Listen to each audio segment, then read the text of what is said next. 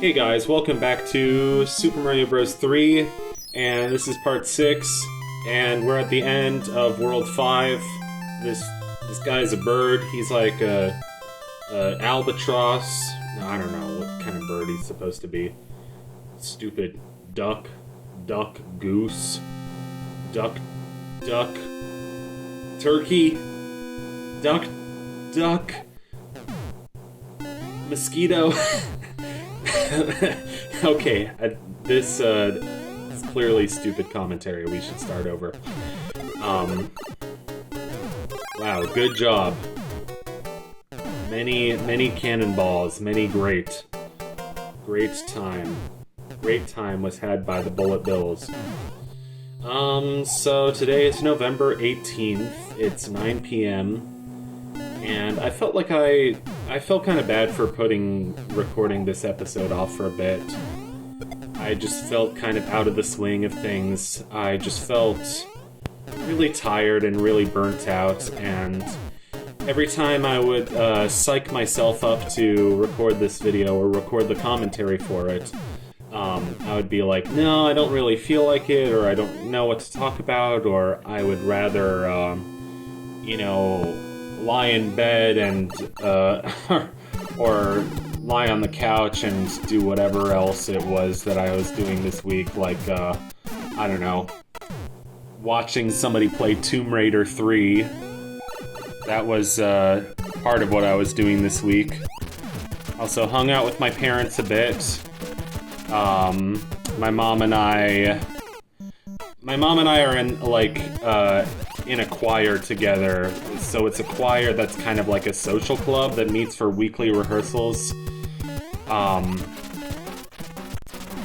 But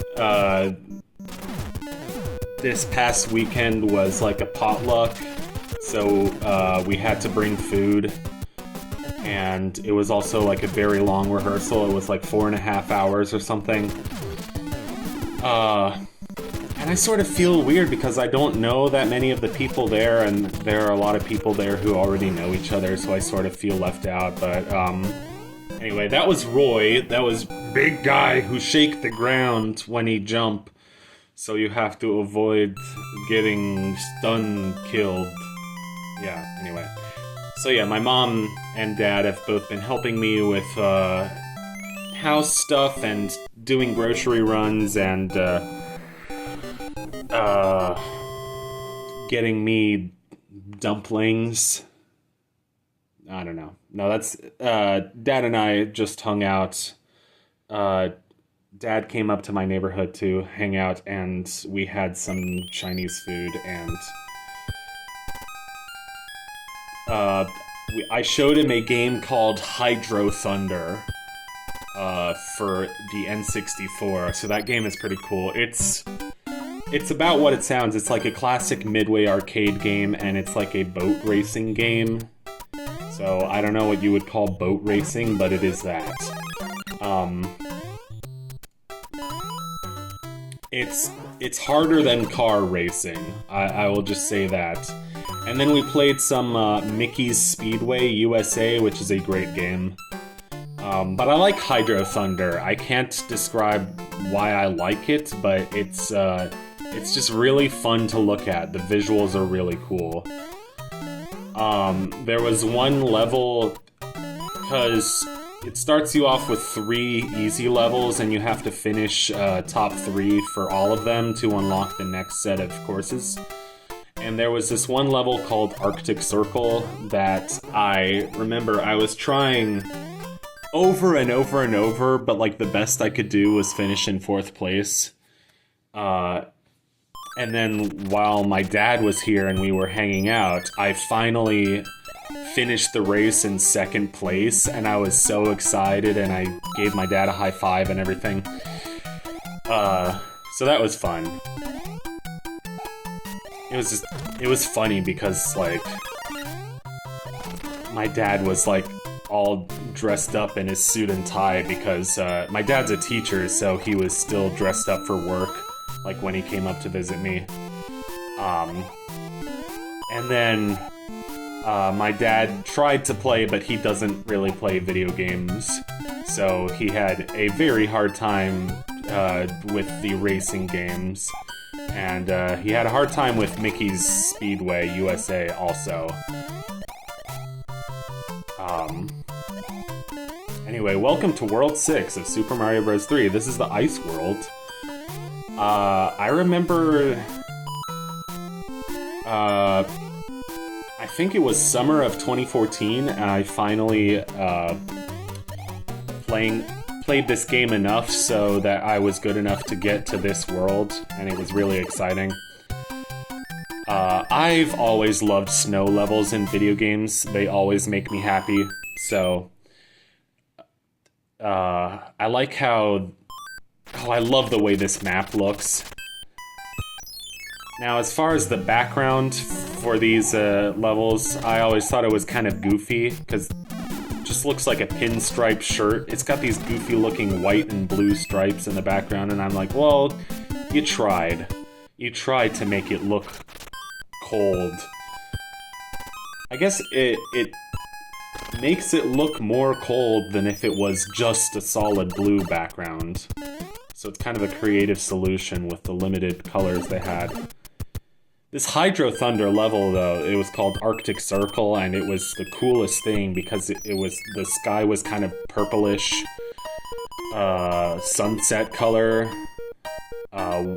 which I think is like my favorite color. I'm bad at having like a set like favorite thing for each thing, you know, like a favorite food or favorite movie.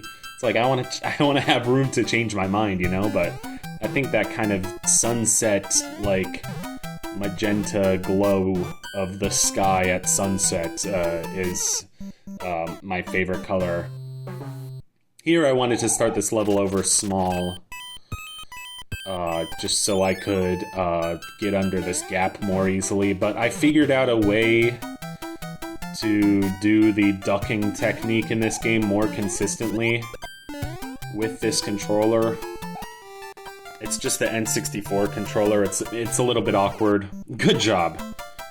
Hit the Koopa. Don't hit the Koopa this time. And third time's the charm. Please don't hit the Koopa. But it was just this purple sky, and it had these huge, like, mountains and glaciers in the background. And then there's this one point where you pass by, like, a big cruise ship. It's really beautiful. And then there's one part where you have to go past a bunch of orcas. I went on, I think, 2 cruise ships as a kid. One when I was 13 and one was when I was 18. Oh yeah, I'm showing off the Tanuki suit. So if you press down and B, it turns you into an invincible statue. So this is when I got good at the ducking technique, and I managed to get it pretty consistently by kind of pressing on like the left corner of the D-pad down arrow, if that makes any sense. I don't know. Also, speaking of snow levels, Tomb Raider 3 ends in Antarctica. So that was pretty cool. That was definitely my favorite part of that game. The rest of Tomb Raider 3 was like, okay. Tomb Raider 3, you go to like the South Pacific Islands. It starts in India, and then you go to the South Pacific, you go to London, and you go to Area 51. And the Area 51 part was, like, alright. It was probably the second most interesting part of the game. The London, like, nighttime scenes had the potential to be kind of cool, but, like, that game is so dark half the time. Like, I was making the joke that, like, I was watching the game on my phone, and, like, I could see the reflection of my face on the phone better than I could see the actual game. But the thing about the Tomb Raider games, it's kind of like a nice, cozy game to, like, fall asleep to, aside from all, like, the killer dinosaurs that want to kill you, and other shit. because for most of those games, there's no music, and that's actually one of the things that surprised me the most. When I watched the first Tomb Raider, as someone who had never played the games before, I didn't know what to expect, and what struck me was there's no music for like 75% of the game, and so most of it is just kind of ambient sounds, footsteps, very echoey, either metal footsteps or whatever, swimming sounds, occasionally, gunshot sounds, and those are kind of loud and not necessarily relaxing, but the rest of the game is this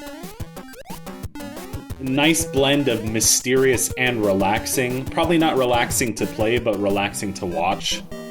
That made it a nice game to sort of, quote-unquote, fall asleep to a couple of nights. Of course, I wouldn't literally fall asleep to it because, I wouldn't want to lose my progress, so I would pause it and then actually go to sleep. Actually, last night, I pretty much never went to sleep.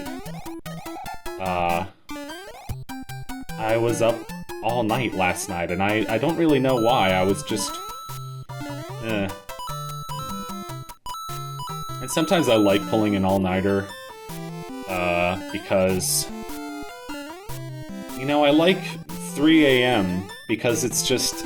everyone's asleep, and it almost feels like you have the freedom to be yourself and kind of do your own thing.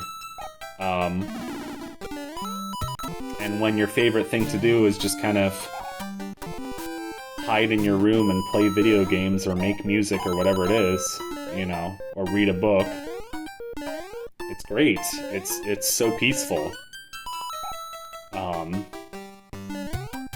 Sometimes you can have some deep thoughts at 3 a.m. because the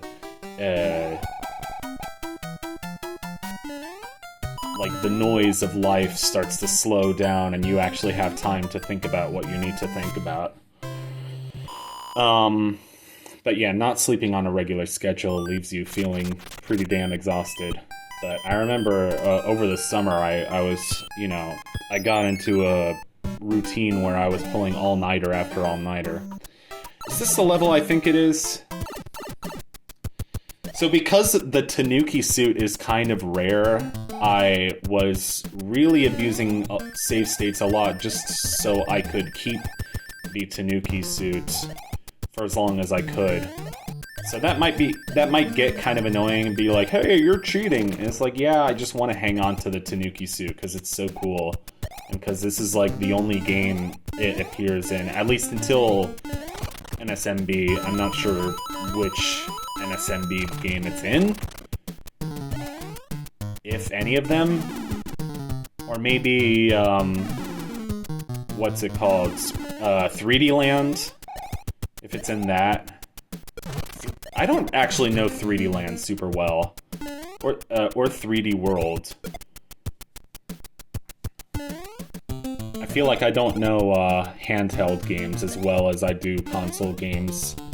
And that might just be because I didn't grow up playing a lot of, DS or 3DS or Game Boy or whatever.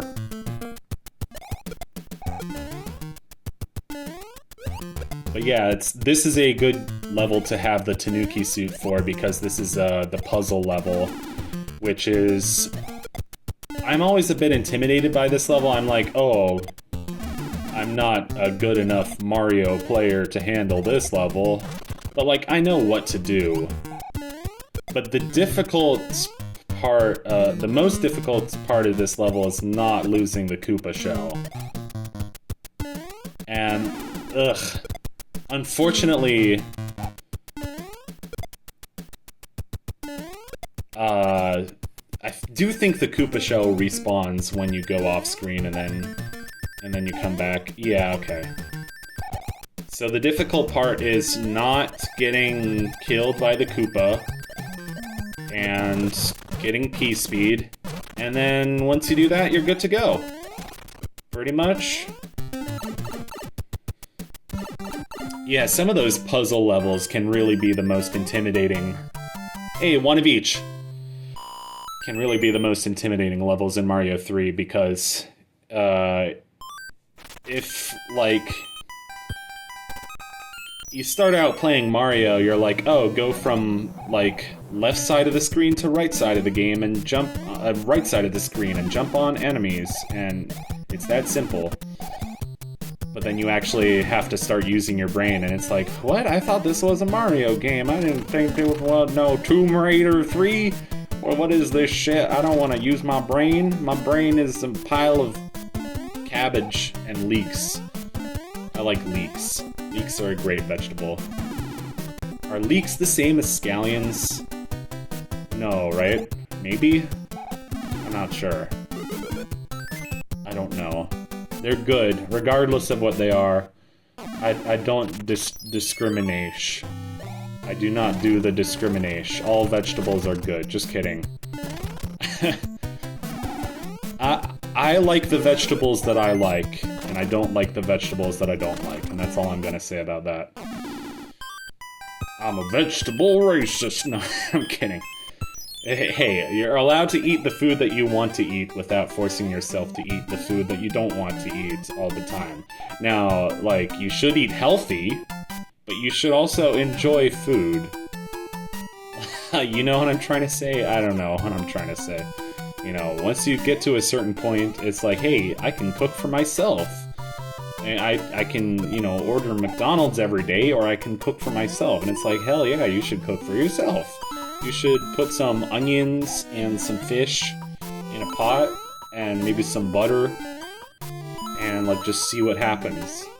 Maybe some cabbage, some smoked paprika, maybe some Gouda cheese, and just see what happens. And, like, you know, you don't have to take life so seriously all the time. You're allowed to enjoy what you eat. Anyway, I don't know. I don't know where that tangent was going. That was a weird tangent. This is some weird commentary, man. So weird. Weird. The Paul F. Tompkins story about Weird Al. Except, I don't know. It's funnier when he tells it. Paul F. Tompkins is a really funny guy. I love it. I love that guy. I also love, Ryan Stiles and Colin Mockery. But I wouldn't make a mockery out of him. Okay, good.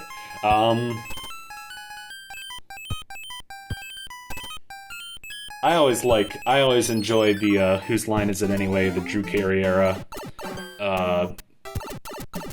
Who's the lady who hosts it now? It's somebody Banks. Anyway,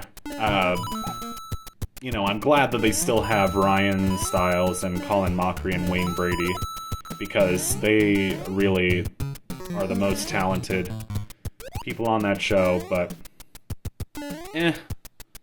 there's just something about it. Something, I don't know if it was the 80s or the 90s, or probably the 90s. I'm not even sure no more. I don't even know no more, man. I don't even know no more. Oh, I got Oracle of Ages for my emulator. That's pretty dang fun, actually.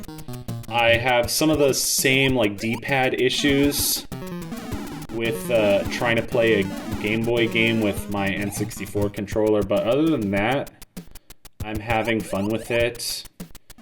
I beat the first dungeon, and that's, like, all I've done so far. But Oracle of Ages was, like, the very first Zelda game I was ever exposed to, like, ever. So it is pretty special to me, being able to play it for the first time, finally.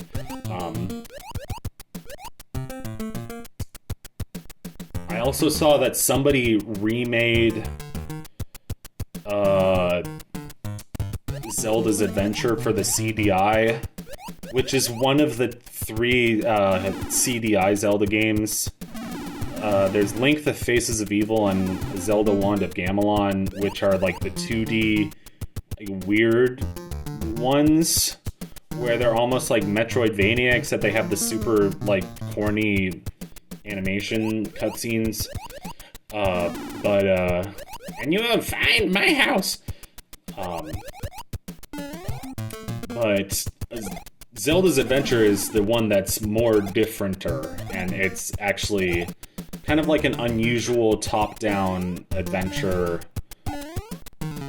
It's a slightly more experimental.